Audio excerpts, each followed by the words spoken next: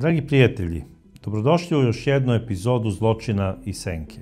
Na vaš zahtev večeras ćemo pričati o Radovanu Lagundžinu Žabcu, momku koji je u jednom periodu kada je živeo krajem 80-ih i na samom početku 90-ih godina predstavljao lika koga se trebalo plašiti i čuvati. Naime, mnogi su ga u naselju braće Jerković, a bogami kasnije i u celom Beogradu, upoređivali sa Rankom Rubežićem i govorili su, eto, pojavio se novi Ranko Rubežić.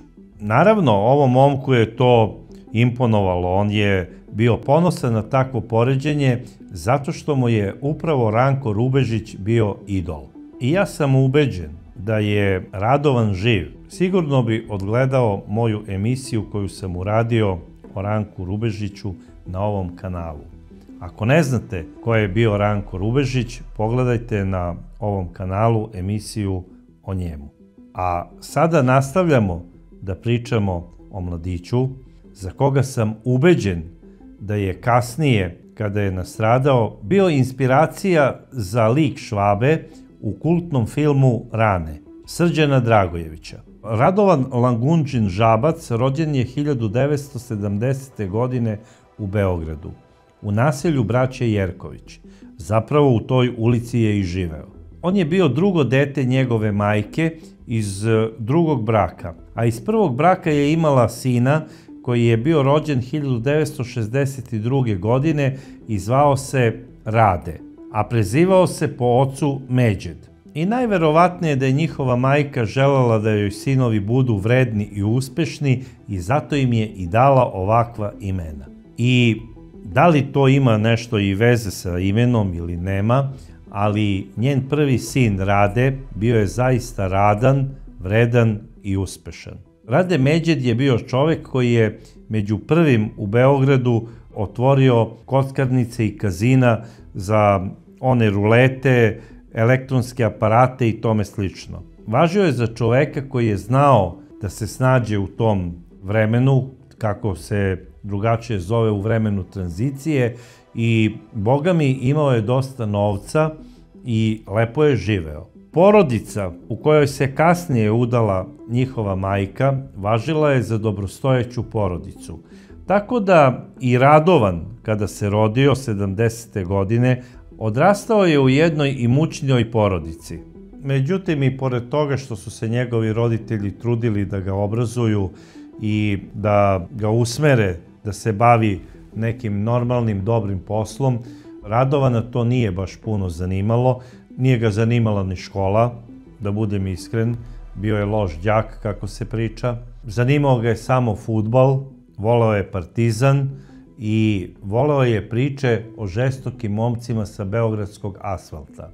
Voleo je da pronalazi ljude koji su lično poznavali Ranka Rubežića i da mu pričaju o njemu. Doduše, on je u braće Jerković nailazio na ljude koji nisu baš puno voleli Ranka, govorili su više o Giški, ali Radovan je ostao veran simpatijama prema Partizanu i prema Ranku Rubežiću. Bez obzira što je u tom periodu veliki deo naselja braće Jerković, posebno te ulice po kome se čitavo i naselje zove, uglavnom navijalo za Crvenu zvezdu. On je zbog tih međuklupskih nesuglasica imao česte tuče po tim kafićima gdje je izlazio i po fliperanama, i obično su to bile tuče između Partizanovih i Zvezdinih navijača, između grupacije istih momaka iz naselja gdje su živeli. Kasnije bi se oni pomirili, znali su se i škole, znali su se ovako, popili bi piće i to se sve završavalo na tim fair tučama. I ostaje jedna priča kada su se sukobili na bazenu gore na Banjici, momci koji su navijali za Partizan i koji su navijali za Zvezdu. U toj tuči se upravo najviše istakao Radovan, zato što je bio bezobziran i tu je na bazenu i bila neka cigla koja je pridržavala neke suncobrane i Radovan je dohvatio tu ciglu i udario je nekog navijača Rada po glavi. A onda, kako se piše, od nekud tamo iz neke svoje torbe izvukao sataru i tom satarom je udario nekoliko mladića u predelu ramena i glave. Umalo jednom momku sa Avale nije rastopao glavu tom satarom. I ostaće upamćen po toj surovosti, tako da su ga se posle svi pribojavali. A samo 6 meseci posle toga u naselje braće Jerković došao je neki momak koji je isprovocirao ekipu u kojoj se nalazio Radovan i on je na prvi gest ovog momka, kada je počeo ono kao da se hvata da izvadi pištolj, u smislu ja sam naoružan, izvadio iz svoje torbe kratež i ranio je ovog momka. Tog leta Radovan kao vođa tih mladih partizanovih navijača iz Jerkovića dobija od vođe partizanovih navijača sa juga, legendarnog Pampija, dobija nadimak Žabac.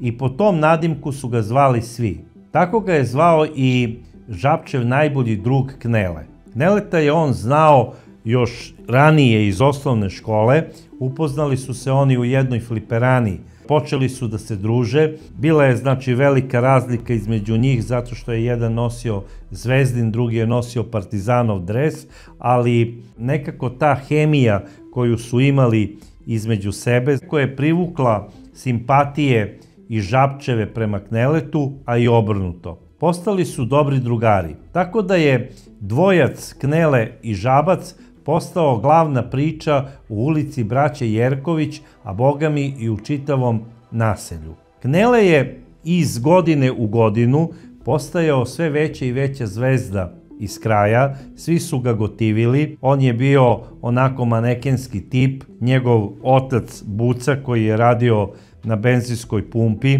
i koji je živeo u crvenom soliteru, pokušavao je da svom sinu omogući sve ono što on nekada nije imao u Sarajevskoj ulici. Ako želi dobre patike, on bi mu kupio. Ako želi dobru jaknu, on bi mu kupio.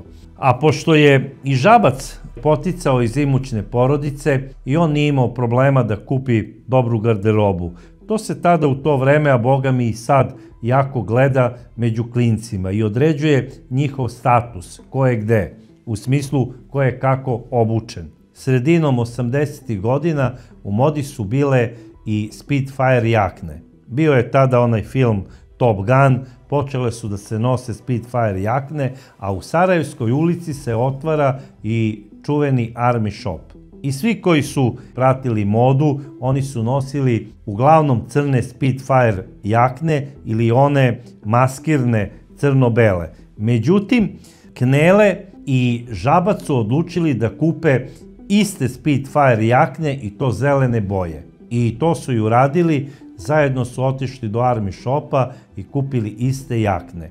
Tako da su ih svi prepoznavali u ulici braće Jerković po tim zelenim jaknama, nosili su iste frizure, Knele je uvek onako nekako želeo da odskače od svih i po garderobi, i po izgledu, i po priči, dok je Žabac bio nekako drugačiji. On je bio povučeniji, nije hteo da se toliko eksponira, ali je voleo da svi prema njemu osjećaju strahopoštovanje.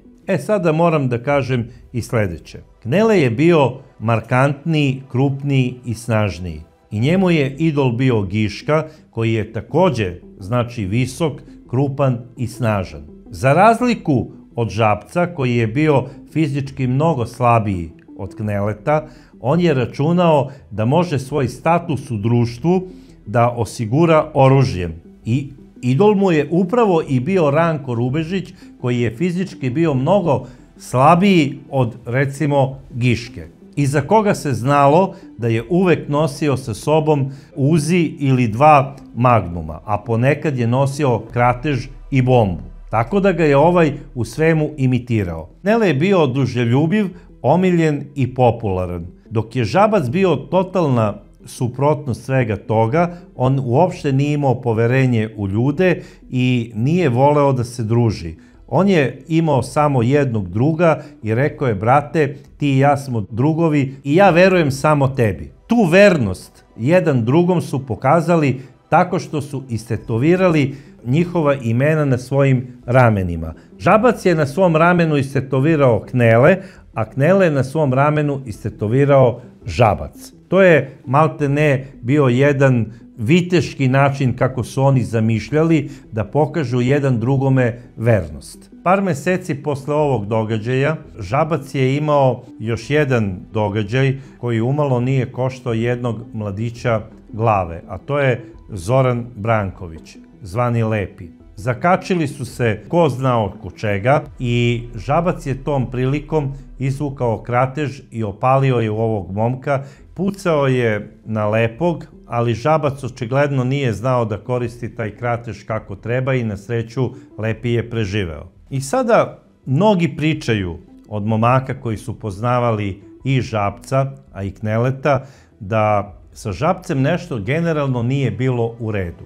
Pre svega, i ovo ranjavanje Lepog bilo kao posljedica toga što je Žabac obožavao Ranka Rubežića. I on je zamerao Lepom što se druži sa Bojanom Petrovićem, sa čovekom koji je učestvovao u likvidaciji Ranka Rubežića.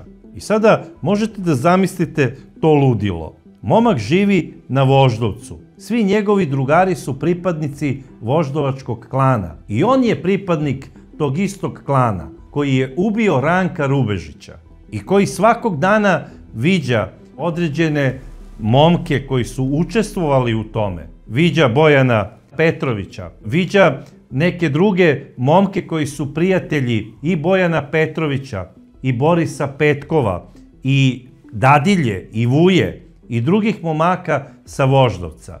I on sada veliča lik i delo Ranka Rubežića i ulazi u neprijateljstvo sa momcima koji govore loše o Ranku Rubežiću. Totalno ludilo. Na kraju krajeva i Giška, koji je u tom periodu bio šef voždovačkog ganga i koji je bio maltene u rođačkim vezama sa Rankom Rubežićem, on je bio neprijatelj tom istom Ranku Rubežiću. I obrnuto.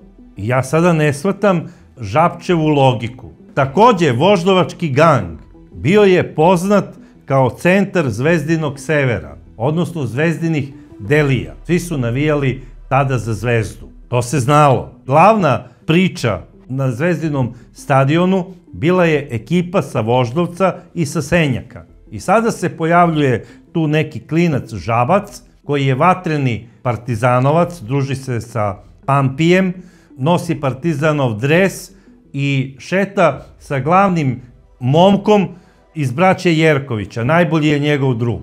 Apsolutno se ne uklapa ta priča. Mislim da je Žabac bio zapravo buntovnik bez razloga i njemu su svi smetali. On se zapravo i ponašao u svakom pogledu kao Ranko Rubežić. Išao je sam protiv svih.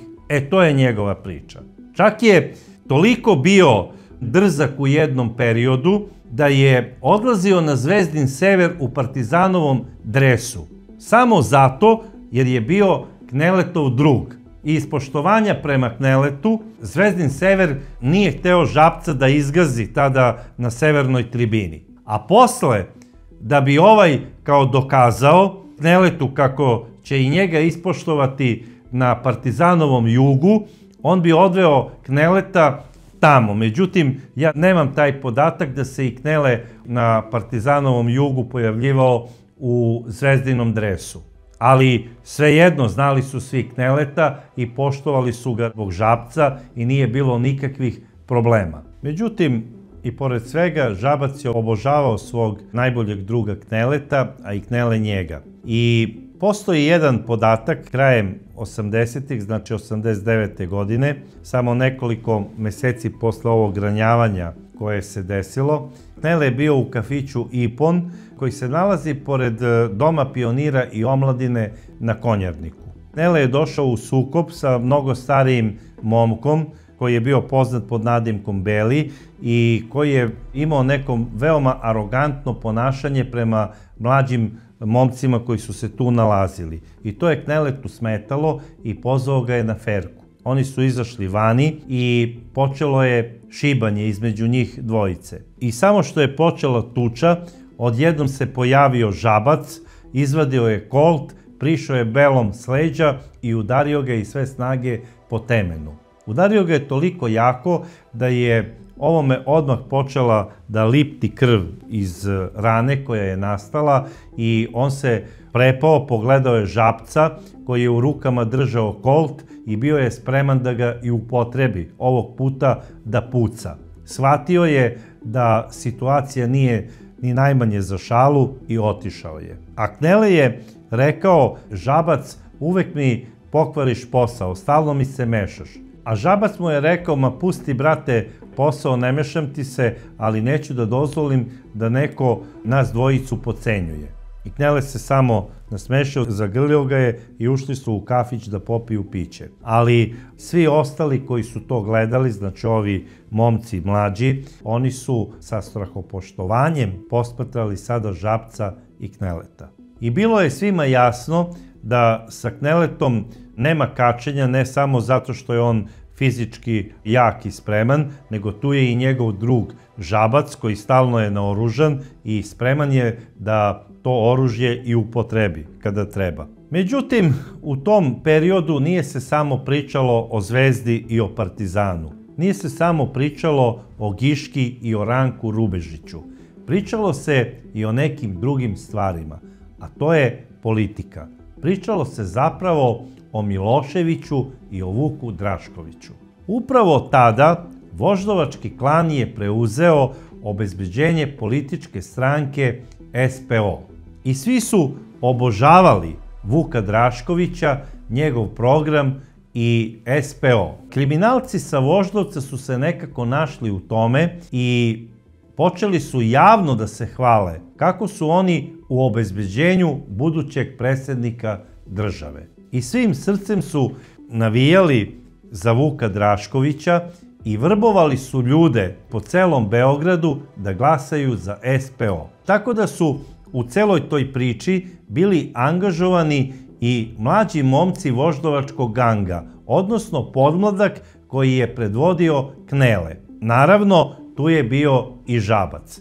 Njih je sve angažovao u stvari Giška i Beli. I kako su se obavljali ti politički mitinzi gdje je govorio Vuk Drašković, ova ekipa momaka sa Voždovca išla je da obezbeđuje te iste mitinge. Mlađa, znači ekipa voždovačkog ganga, nije bila zvanično u tom trenutku u članstvu SPO-a, ali su svim srcem navijali za SPO i za pobedu ove političke partije protiv Miloševića. Oni su doživljavali to glasanje malte ne kao utakmicu između Zvezde i Partizana. I tako su se i ponašali na tim mitinzima i prilikom tih obezbeđenja.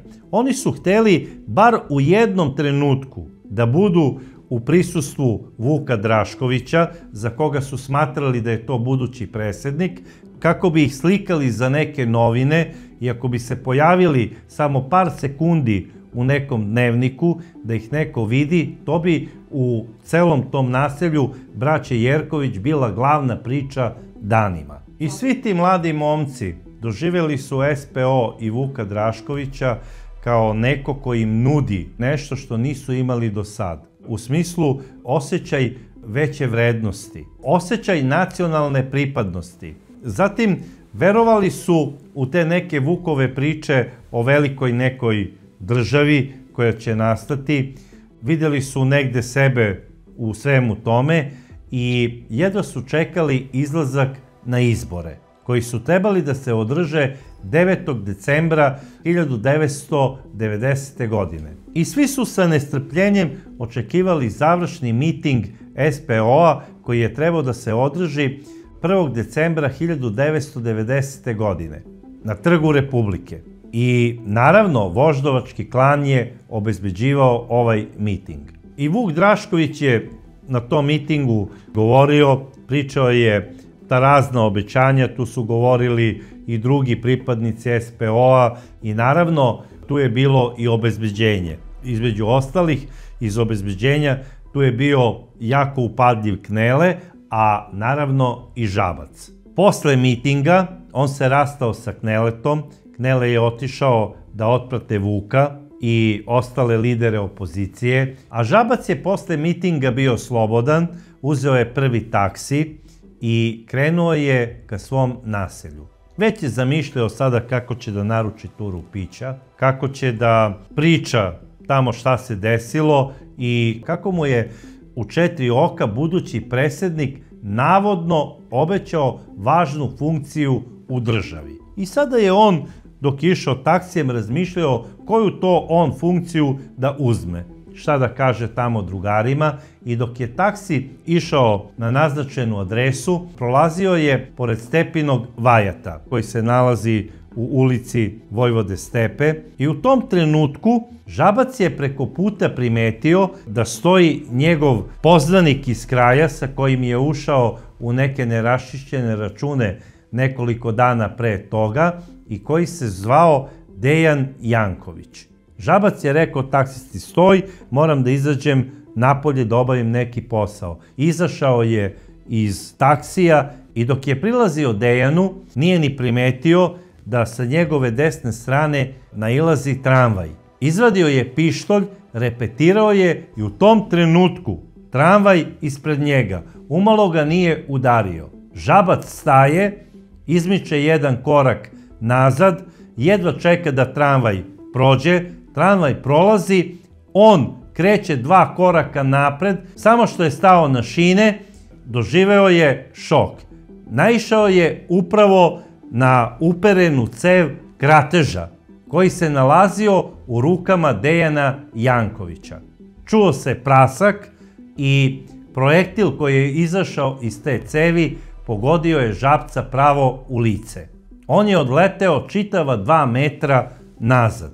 Kada je pao na leđa, Janković iz straha je ispalio još jedan metak, koji je nesretnog Žabca pogodio u predelu prepona. I jedan i drugi projektil su bili smrtonosni. Neko je pozvao, znači, hitnu pomoć i policiju, a Janković i njegova 2 druga koja su stajala pored njega na trotoaru pobegli su glavom bez obzira. Stigla je i policija koja je odradila uviđaj, ono što je smatrala da treba da uradi, a Žabac je prebačen na urgentni centar. 12 sati su se lekari borili za Žabčev život. Bio je priključen na aparate. U urgentni centar su stigli i njegovi drugovi sa Voždovca. Stigao je Knele, stigao je i Giška. Svi su očekivali da će se Žabac izvući. Međutim, posle 12 sati borbe i posle nekoliko urađenih operacija, srce ovog buntovnog momka prestalo je da kuca. Radovan Langundžin Žabac u svojoj 20. godini je otišao sa ovog sveta. Nekoliko dana posle toga održala se i Žabčeva sahrana. Žabac je sahranjen. Na sahrani je govorio Giška. Zaklinjem vas, mlađa generacijo, zaklinjem vas toplo i plemenito, da se pomirujete umjesto ratovanja, da ne vadite oružje, da ne prosipate srpsku krv, teška vremena nas čekaju. Srbija je ta nesretnica koju ćemo uskoro braniti, najverovatnije, ne daj Bože, ali bit će tako. Branit ćemo je po šančevima, po rovovima, branit ćemo je na bunkerima, ovenčat ćete se i slavom i krvlju, najverovatnije, iako mi to ne želimo. Nemojte da prosipate vašu krv između vas, zaklinjem vas da ne nosite oružje, da se ne ubijate, jer to je greota. Posle Giške, jedan vrlo potresni govor je održao i Knele. Duboko smo potreseni činjenicom da te više nema, da te neće ni biti. Nekako rasli smo zajedno, shvatili smo koliko je ceo život surov i borili se sa njim i protiv njega. Prve utakmice, prve tuče, prve ljubavi, prva razočarenja, prve boli prošli smo zajedno. Znao sam da ništa ne može da nas rastavi, ali ovo je više od onoga što mi možemo i protiv čega niko nikada nije mogao. To je Kneletov jedini zabeleženi snimak gde on govori i gde se čuje njegov glas. U ovom govoru Knele nije napomenuo da želi da se osveti zbog Žabčeve smrti. I nijednog trenutka nije spomenuo odmazdu nad Dejanom Jankovićem. Najverovatnije da je na njega uticao i Giška, i Giškin govor. Jer Giška je znao da je Knele samo nekoliko sati posle saznanja da se desilo to što se desilo u ulici Vojvode Stepe, organizovao malte ne kompletan voždovački gang da pronađu Dejana Jankovića i njegove drugove i da ih linčuju. Međutim, na sreću, ovi momci su pobegli. I to nisu pobegli bilo gde, pobegli su u daleki Frankfurt. I Dejan Janković je tamo bio sve do 1998. godine, kada ga je nemačka policija u jednoj kontroli legitimisala, otkrila je da je po poternici i deportovala ga je za Beograd. Ovde mu je suđeno zbog ubistva nad Žabcem i on je prvo osuđen na prvostepenoj presudi 5 godina, međutim, posle na žalbu njegovih advokata održano je i drugo suđenje na Vrhovnom sudu i Dejan Janković je zbog prekoračenja nužne odbrane osuđen na 3 godine zatvora. Sada ja ne bih hteo da komentarišem odluku Vrhovnog suda, jer koliko sam dobro razumeo, Dejan Janković je ubio Žabca iz krateža. Kratež je oružje koje ne može da se poseduje ni po kom osnovu. Znači, to je oružje koje je prepravljeno i koje svojim dejstvom izaziva malte ne sigurnu smrt. To je isto kao da ste uradili nužnu odbranu iz automatske puške. Vi ne možete ni po kom osnovu da posedujete na dozvolu automatsku pušku ili bombu. Tako ne možete da posedujete ni kratež. I tu nema nužne odbrane. Ali, ako je tako rekao Vrhovni sud, trebamo da poštujemo odluku Vrhovnog suda. Dejan Janković je najverovatnije u tom trenutku bio mlađe punoletno lice, to se sve uzelo u obzir, bili su sigurni da bi ga Žabac sigurno ubio iz pištolja, jer imalo je tu više svedoka da je on prvi potegao pištolj i da ga je repetirao, da nije naišao tramvaj, sigurno bi on pucao na ove momke. I sada se to drugačije i sudi, najverovatnije je to sudija sve stavio na papir, merio, odmerio, presudio. 3 godine zatvora i toliko je vredeo život Radovana Lagundžina Žabca. Dragi prijatelji, posebno vi mlađi, ako želite da vam neko bude idol kao što je bio Žabac i da vaš život sutradan na nekom suđenju vredi samo 3 godine zatvora, onda se upustite u takvu priču, malte ne priču iz kaubojskih filmova, koju vam ja nikada ne bi savetovao. Jer kriminal se ne isplati. Biti buntovnik bez razloga, nositi sataru, nositi bombe, nositi kratež, tući nekog satarom na olimpijskom bazenu i nazivati ga herojem, pa to je krajnje neprihvatljivo. Ne znam šta to treba nekog da natera da uzme sataru i da nekog zvizne po glavi. Taj isti Žabac je nosio kratež i pucao u lepog i ranio ga je. Ne da bi ga ranio, nego da ga ubije. Tom istom Žabcu je bio idol Ranko Rubežić, koji je nosio krateže i koji je nosio bombe i koji je pucao po Beogradu i ranjavao ljude. I na kraju je ubijen iz krateža, tako što su ga prepolovili i još u njega ispalili još 80 kuršuma. Eto, to je ta priča. Da je recimo Žabcu bio idol Dragan Mance, a ne Ranko Rubežić, možda bi Žabac igrao za Partizan, a ne bi završio na šinama u ulici Vojvode Stepe. Završio je upravo onako kako je završio i njegov idol. I neka vam ta činjenica bude jedna velika pouka. Kada sebi birate idola, neka to bude normalna osoba i koja je za primer svima, a ne tamo neki drogirani ludak iz Čitulja. Ja čak nisam siguran da se Žabac nije drogirao. Mislim da je i on bio na nekim narkoticima. Što se tiče njegovog rođenog brata, Radeta Međeda, koji je bio uspešni biznismen, ni on nije imao sreće u životu. Bez obzira što je vrteo veliku količinu novca, što je oženio prelepu ženu, što je imao puno tih kockarnica po gradu, imao je na desetine radnika, imao je i lep džip na koga je bio jako ponosan i govorio je deci iz kraja, kada je odlazio u braće Jerković, da se ne bave kriminalom, da se bave poštenim radom, jer eto, on je poštenim radom i znojem kupio taj prelepi džip. I dok je sedao u taj isti džip 15. novembra 1994. začula se strašna eksplozija.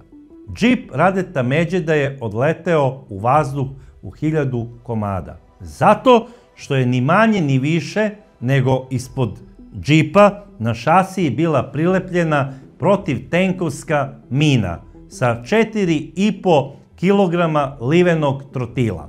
Rade je bio tako priključen 20 dana na aparate i posle toga je prestalo da kuca i njegovo srce.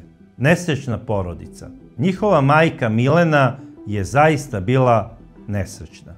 Dragi prijatelji, nemam više šta da kažem u vezi ove priče, a mi se vidimo u sledećoj epizodi Zločina i senke.